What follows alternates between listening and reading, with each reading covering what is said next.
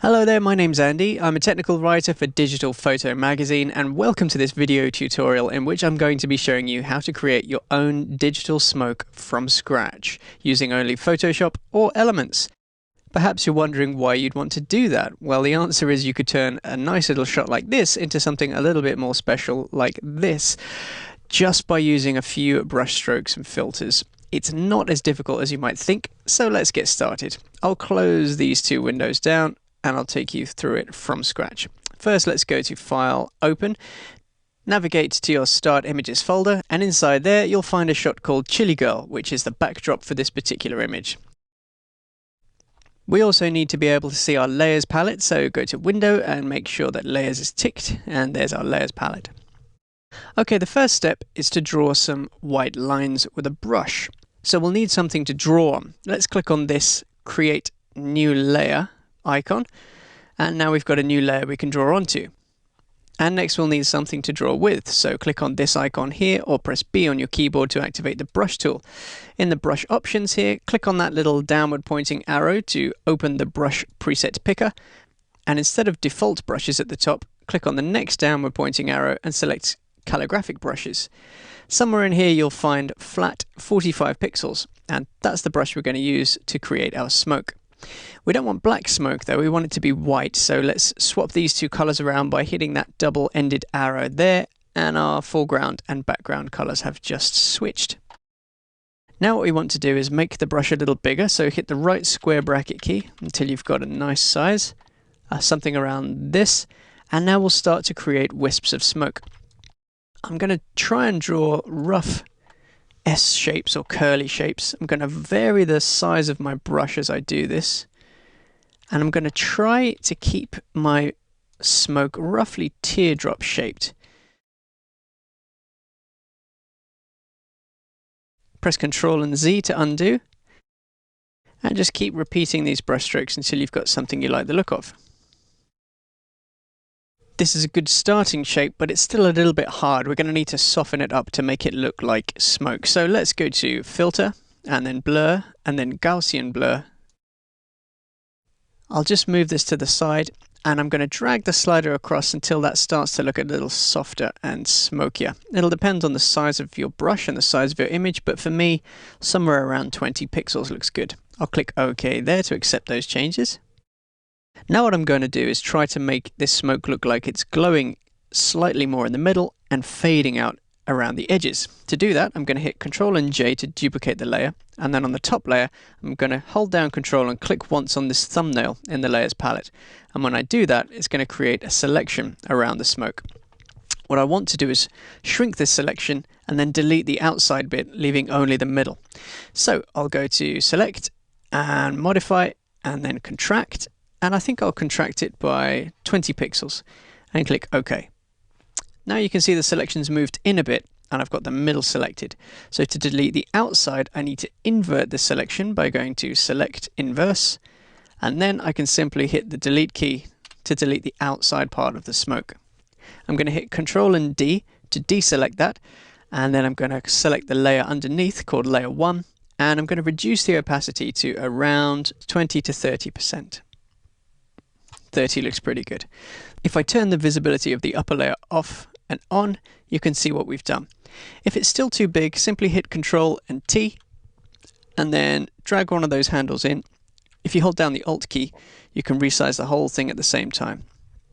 And now you can see we've got a bright bit in the middle and a very soft diffuse bit around the edge, which makes it look a bit like smoke. That looks pretty good to me, so I'm going to hit the tick there to accept those changes. Now all we need to do is to continue to duplicate this shape and then flip it and transform it and disguise it to slowly build up the effect of smoke.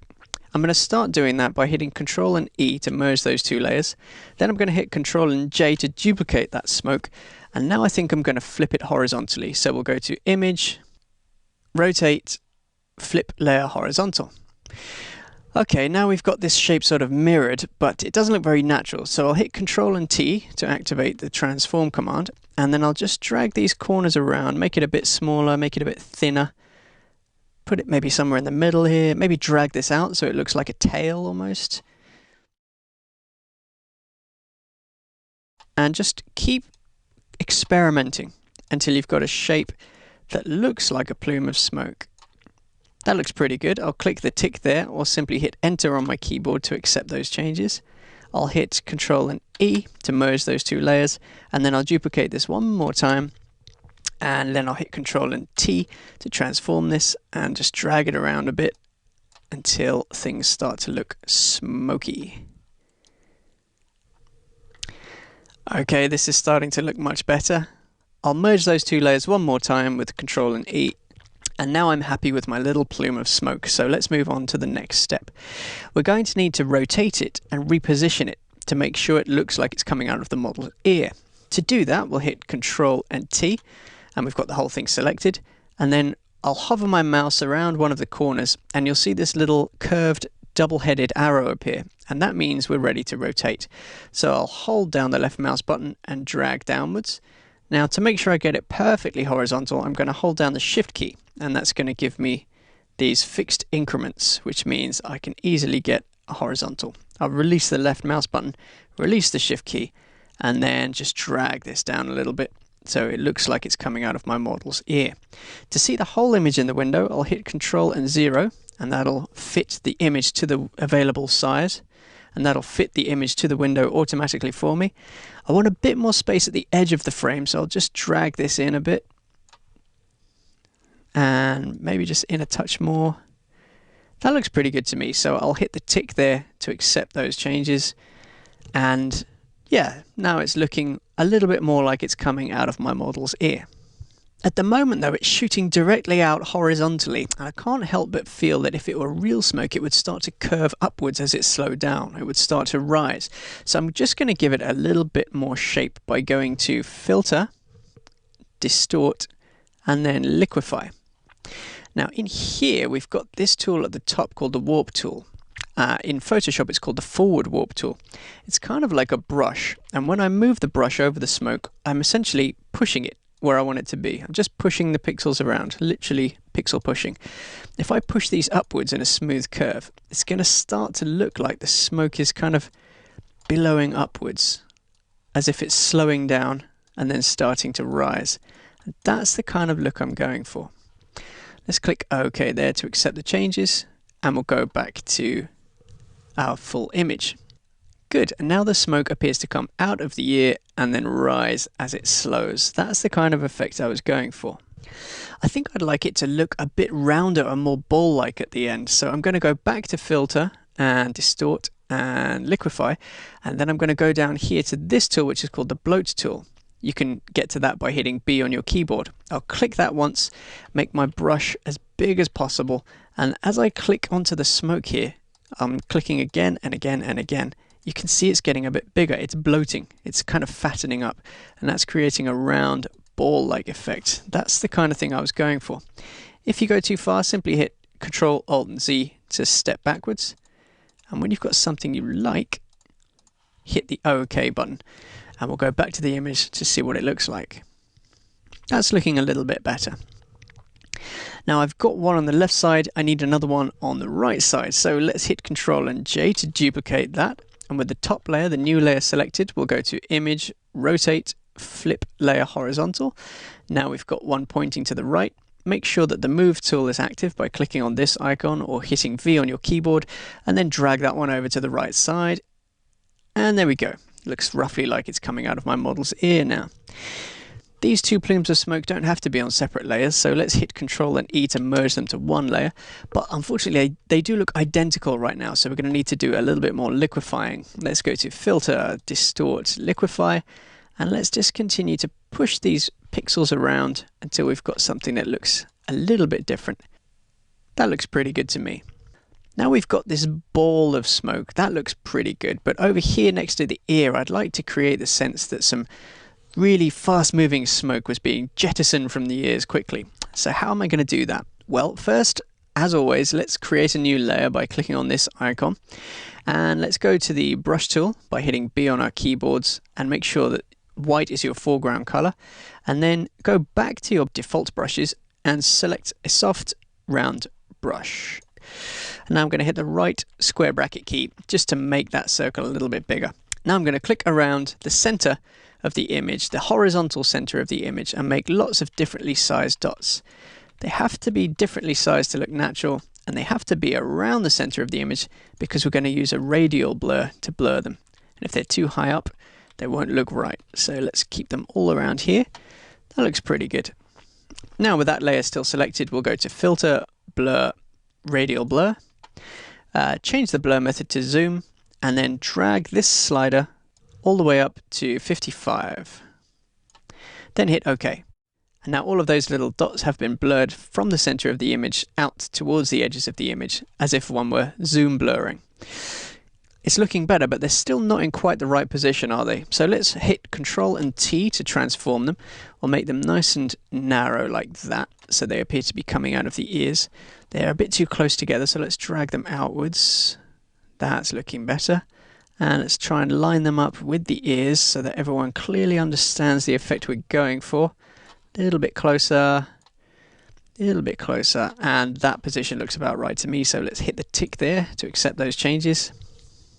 That's good. Okay, let's hit Control and E to merge those two layers. And I think they look a little bit too clear at the moment, so I'm going to hit Control and J to duplicate that layer, and then I'm going to go to Filter, Blur, Gaussian Blur, and let's drag that slider up to 45 pixels and then click OK.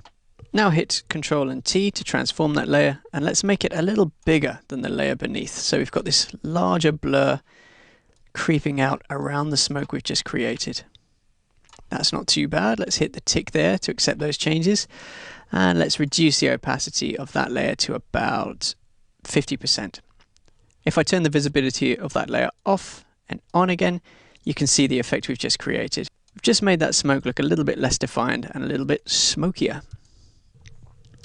I think we still need a little bit more ambience around the heads, so we'll create some ambient mist or smoke by hitting this create a new layer icon once again, and with that same soft round brush we'll create some nice big white circles.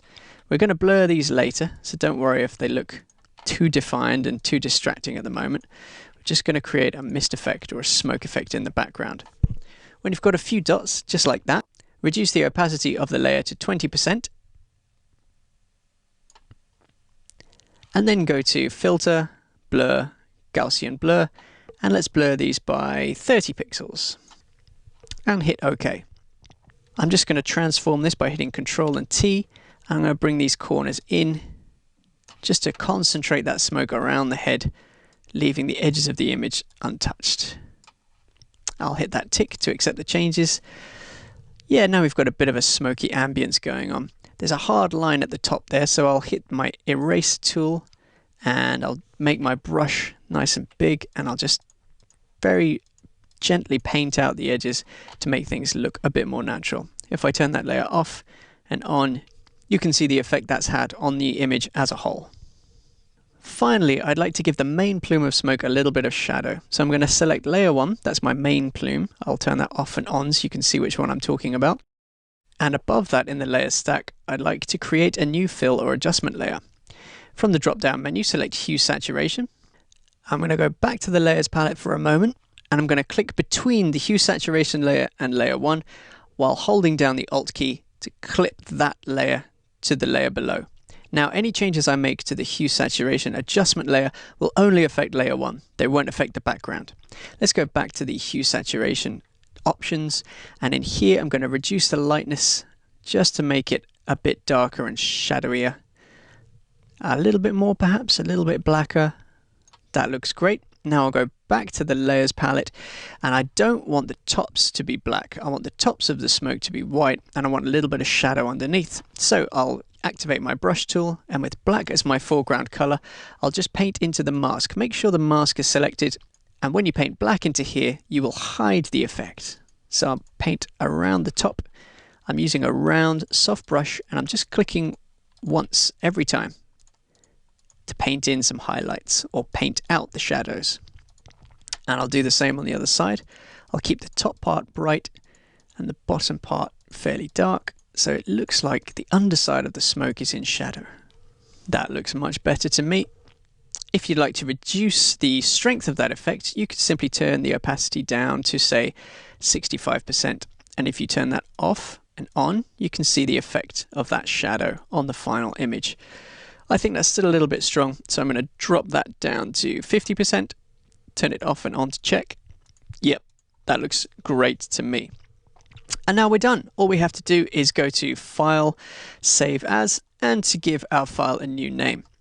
If you'd like to come back and work on these layers in the future, select Photoshop PSD, and that'll keep your layer stack intact so you can continue to edit anytime. On the other hand, if you'd like to share it online or email it to somebody, simply select JPEG. And let's look at this final image by going to Window and hiding the Layers palette. I'll close the tool options, I'll hit Control and 0, and there's our final image. We've got a girl biting into a chili and smoke billowing out of her ears because it's just so spicy. This kind of fun fantasy image is something that is very difficult to recreate in camera, but it can be done in Photoshop with a little bit of know-how and a little bit of practice. Do try this technique for yourselves, and when you've created an image you like, send it to us at dpimages@bauermedia.co.uk. We love looking at your work. That's all from me for this time. I'll speak to you again soon. Bye bye for now.